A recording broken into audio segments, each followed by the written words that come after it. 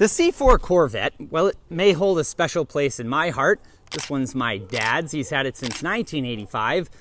They are next to worthless right now. The only value this one really has is sentimental.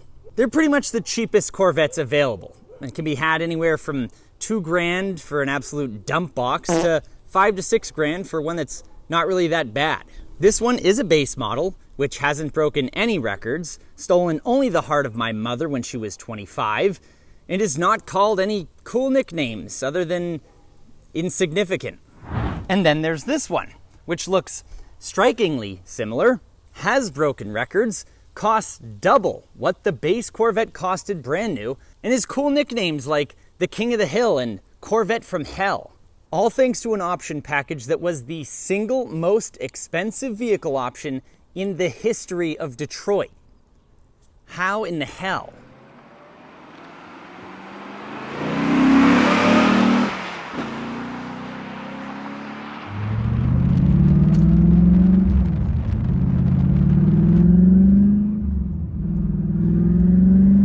It's called the ZR1. You might have heard of it.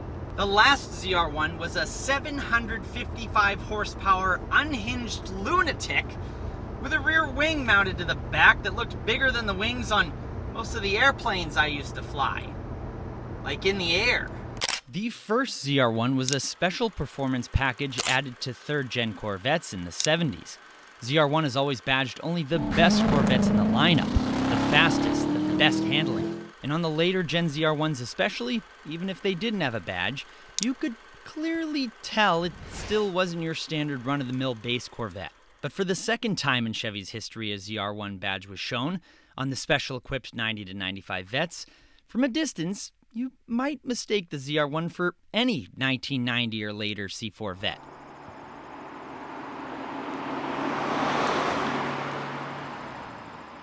It's still a fiberglass body with the most raked windshield of any car at the time, and a radiator that was tilted back 15 degrees, which, unlike me, wasn't just a happy accident. It's good for cooling, but was done for even cooler reasons. Get it? This reason was to minimize front cross-section for radar, which is why your car can be seen by radar at 3,000 feet, but the C4, which again is made of fiberglass, and the first thing the radar would encounter is the metal radiator. With that radiator tilted back, means the C4 isn't picked up by radar until just 1,500 feet away. But when you do get around to the back, you notice, like one of my personal favorite actresses, Miss Kim Kardashian, the hips have had some work done to them. The hiney on the ZR1 is 3 inches wider than the base Vette. That is quite a bit. That's a lot. That's a big difference. 3 inches is quite a bit. That is massive. I would say that's above average. And that's done to provide shelter for the massive 315/35 ZR17 tires in the back here. Oh, and those just happen to be the widest tires put on a production car at the time.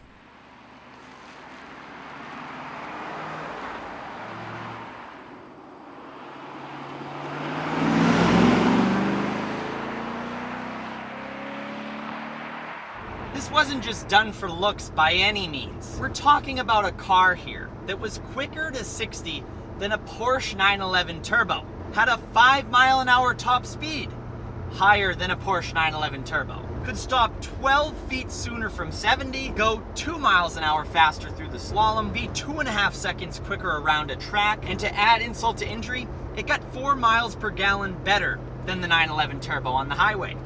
And to make the 911 Turbo owner feel better, you could go and buy them an entire base model C4 and still be spending less money than the 911 Turbo owner did.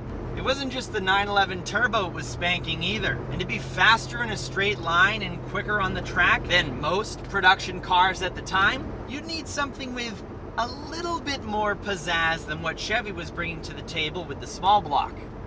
Lotus, who at the time was owned by GM, was working on a new 4-cam 32-valve V8, so Chevy asked them to put those heads onto their small block.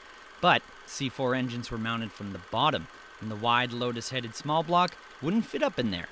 So Corvette engineers somehow got GM to give Lotus the green light to build, from the ground up, a brand new V8. A V8 that shared no parts with the L98 small block. And so the LT5 was born.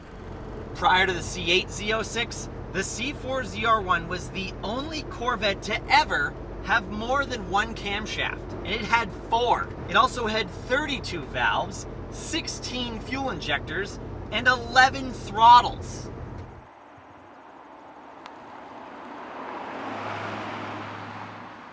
And under that clamshell hood is where you find it.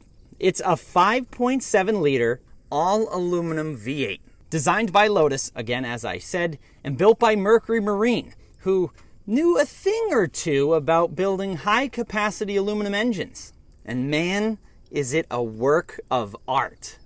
This thing is beautiful, and it's good for 375 horsepower, which was bumped up to 405 in 1993, and 370 foot-pounds of torque. Which may not sound like a whole lot compared to today's standards. We're spoiled now.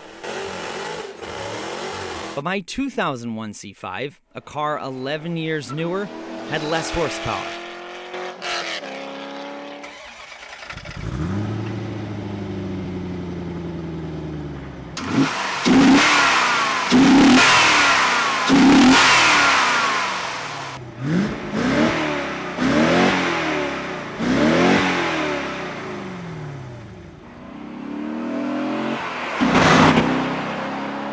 That LT5 could propel the Vette to 60 in the low 4.3, 4.5 seconds, hit 100 in just 10 seconds, 150 in less than 30 seconds, and onto a top speed of 175 miles an hour. That's pretty damn good for the time.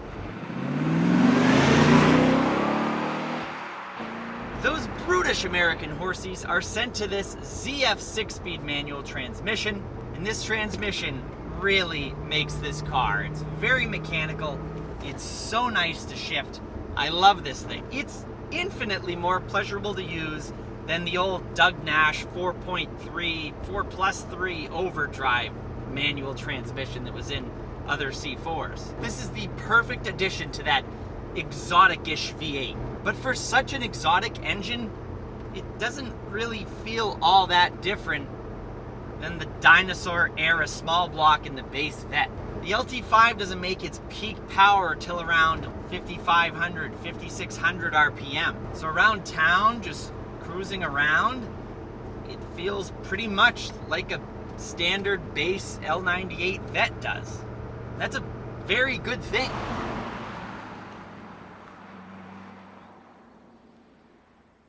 Inside, in the interior here, it's kind of the same thing. You have all the familiarity that you'd get in a late model base C4 until you see this console here with two unfamiliar things. First, a 3-position switch, and more importantly, a lock with a key. Now first, the power key, or kitty key. It's got many different names to it, but what it's called is not as important as what it does. Just be very wary calling it a valet key. They are adamant that it is not. Because if you can't cause any ruckus or pull a Ferris Bueller's Day Off with a 230 horsepower Corvette, you simply aren't trying hard enough. Because after all, in all reality, that's the same power as a base C4 Corvette anyways. So we'll just put that back in the thing, put it to full power. And that other switch down here, that controls the FX3 selective ride control. And that makes a pretty big difference in this car.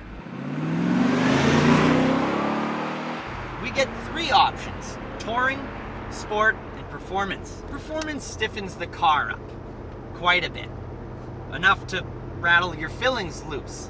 Touring is nice to smoothen out rough roads, and sport, that's a nice hybrid. It's a real good hybrid of improved cornering performance, but without a weekly chiropractic visit. Without this system, the car just wouldn't be the same.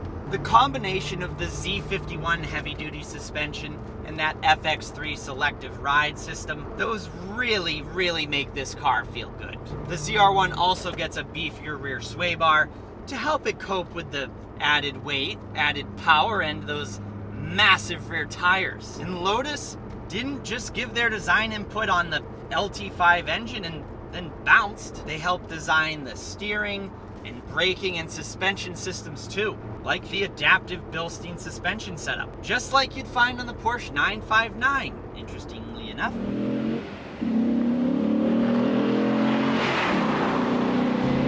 And obviously they did something very right with the suspension on this thing, as it ended up generating the highest skid pad grip ever recorded. Now, only around 6,900 C4 ZR1s were built during its 5-year run, mainly restricted because of that engine. They just couldn't get enough of them. And I can't get enough of this thing.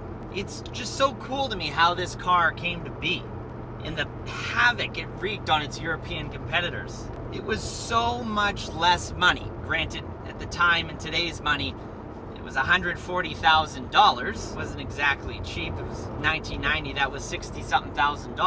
But to think, something with this kind of performance right now costs what? $20,000, $25,000, $30,000? That's damn impressive. Thank you guys very much for watching.